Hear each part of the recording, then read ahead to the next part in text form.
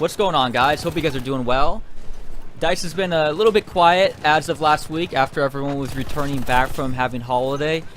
But now that we are in our second week of January, DICE has started to pick up the speed on content coming out, and we have just recently, as of yesterday, January 9th, Operations Campaigns has returned back to the battlefield.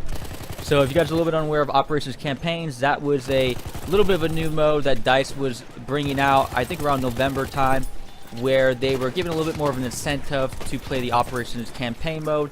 Some of the developers very much enjoyed this new mode that was pretty much a big hit for the Battlefield community when Battlefield 1 came out, and they wanted to add a little bit more of an incentive, and by doing that, you would play some specific operations modes, and you would be able to accumulate points and unlock specific puzzle pieces for new melee weapons.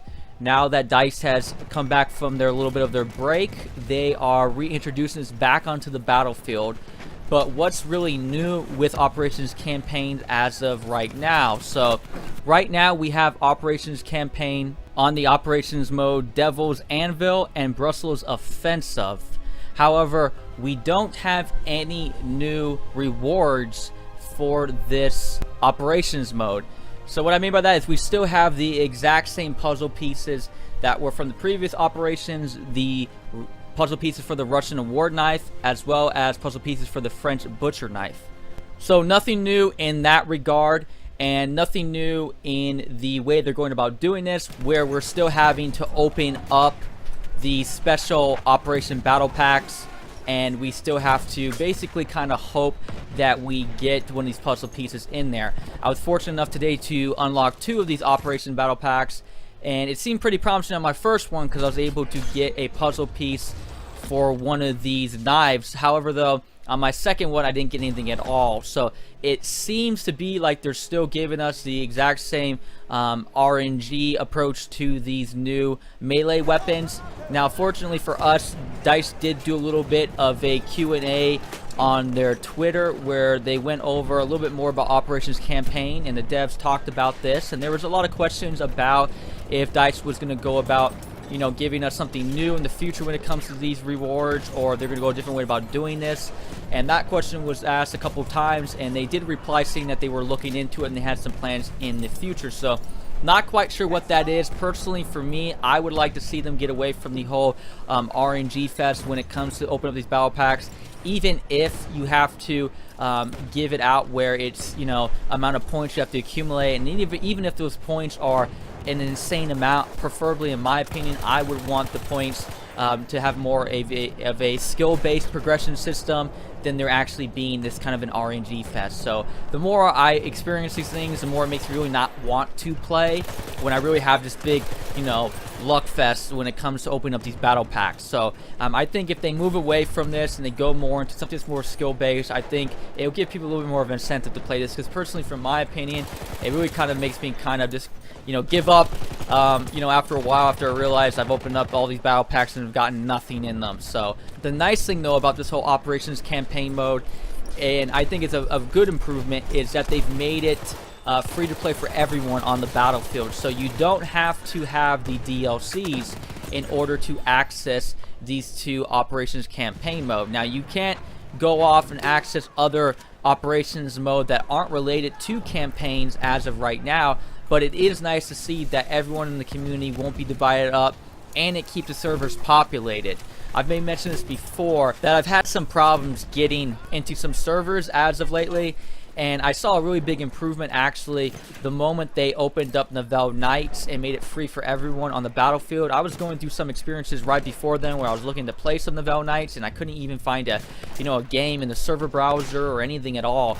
I actually rechecked that today and just typed in Nivelle Nights for Conquest for the North American server, see if I could find something, and 2 servers had popped up that were fully populated. So, you know, having, you know, not dividing up the community is really big in my opinion, and the more, you know, Battlefield 1 moves into its second year, and a lot of people are going to, you know, leave and go play different games, and that's been happening for a while now, even after our first DLC. And you know, this whole division of the community, I think, kind of really hurts the gameplay, and so it is a good call in my opinion for DICE to unite the community for Operations Campaign, and actually kind of does give me a little bit of incentive in that sense, where at least at pretty much any time I probably could jump onto either of these operations mode and I'm going to find a fully populated server. So that is very promising.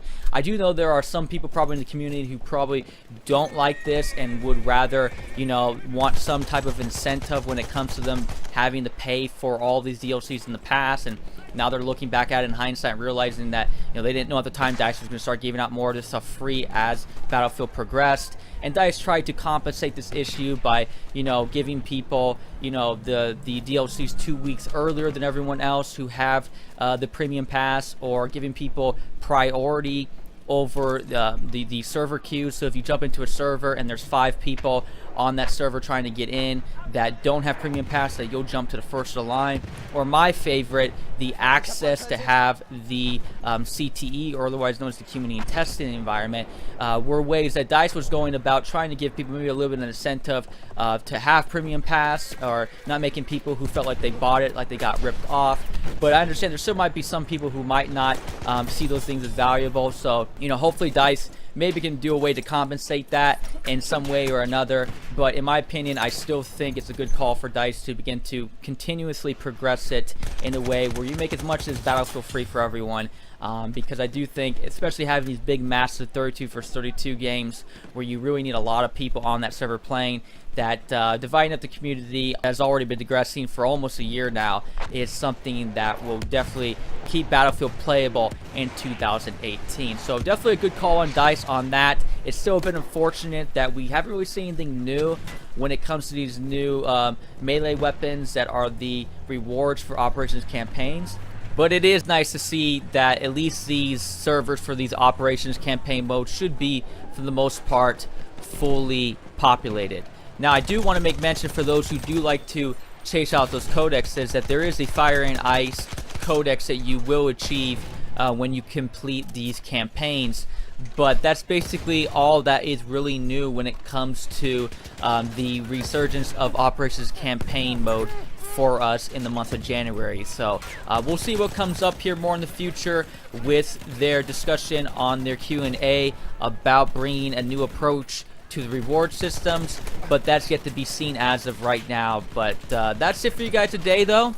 I again appreciate you guys being here. I am Livin', and I will catch you guys again later. Peace.